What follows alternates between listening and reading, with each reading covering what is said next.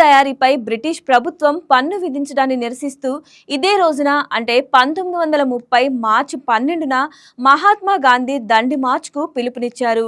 ఈ ఉద్యమం జరిగి నేటికి 96 ఏళ్లు. గాంధీ దేశంలో వివిధ ప్రాంతాల నుండి 79 మంది అనుచరులతో కలిసి సబర్మతి ఆశ్రమం నుంచి గుజరాత్ పశ్చిమ తీరంలోకి దండి గ్రామానికి కాలినడకన బయలుదేరారు.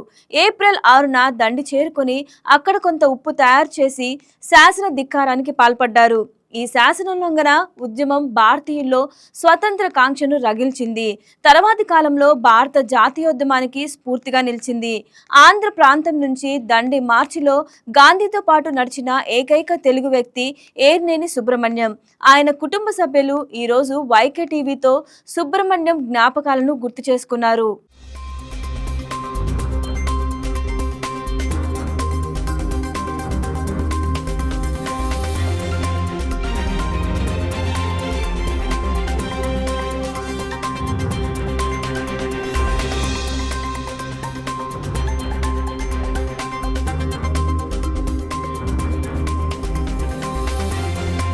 నేను దండి సత్యాగ్రహం 1930 మార్చి 12న స్టార్ట్ చేసిన గాంధీ గారు దండిలో స్టార్ట్ చేసిన దానికి అక్కడ 78 మంది వ్యక్తుల్ని ఎన్నుకున్నారు దేశం మొత్తంలో.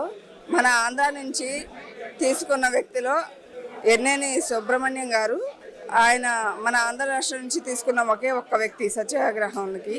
అది మా తాతగారు పాల్గొనడం జరిగిందండి. ఇలాంటి దండి సత్యాగ్రహంలో పాల్గొని మా బార్ అసోసియేషన్లో చేయడం నాకు చాలా సంతోషంగా ఉంది. ఆయన మనవరాలుగా నాకు చాలా సంతోషంగా ఉంది. ఆ రోజుల్లో మన ఆంధ్ర రాష్ట్రం నుంచి పాల్గొన్న ఒకే ఒక్క వ్యక్తి ఎర్నేని సాధు సుబ్రహ్మణ్యం గారు.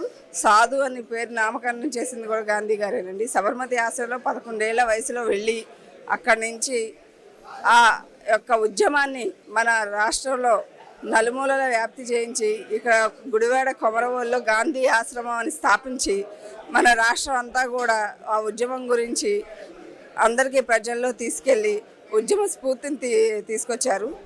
ఆయన సాధు సుబ్రహ్మణ్యం గారి మనవరాలుగా నాకు చాలా సంతోషంగా ఉంది. ఈరోజు దండి సత్యాగ్రహం గురించి మాట్లాడడం అంటే, అప్పుడు సత్యాగ్రహం అన్నది ఉప్పు మీద వాళ్ళు ట్యాక్స్ వేస్తున్నారు. మందము దీపకల్పానికి సంబంధించింది. అది ఉప్పు న్యాచురల్గా వచ్చేదాన్ని వాళ్ళు పన్ను వేయడం వలన ఆ పన్ను వేయడం తప్పు. ఇది ప్రకృతి విధంగా వచ్చే ఉప్పుని మీరు ట్యాక్స్ వేసి ప్రజలకి అది అందకుండా చేస్తున్నారని వీళ్ళందరూ గాంధీ గారితో కలిసి దండి మార్చి చేయడం జరిగిందండి. అది ఢిల్లీలో వీళ్ళందరికీ 78 మందికి కూడా విగ్రహాలు పెట్టడం జరిగింది. అది ప్రధాని మోదీ గారు కూడా ప్రారంభించారు. మన ఆంధ్ర రాష్ట్రానికి సంబంధించిన మా తాతగారైన సాధు సుబ్రహ్మణ్యం గారిని కూడా ఆ విగ్రహం కూడా అక్కడ ఉందండి.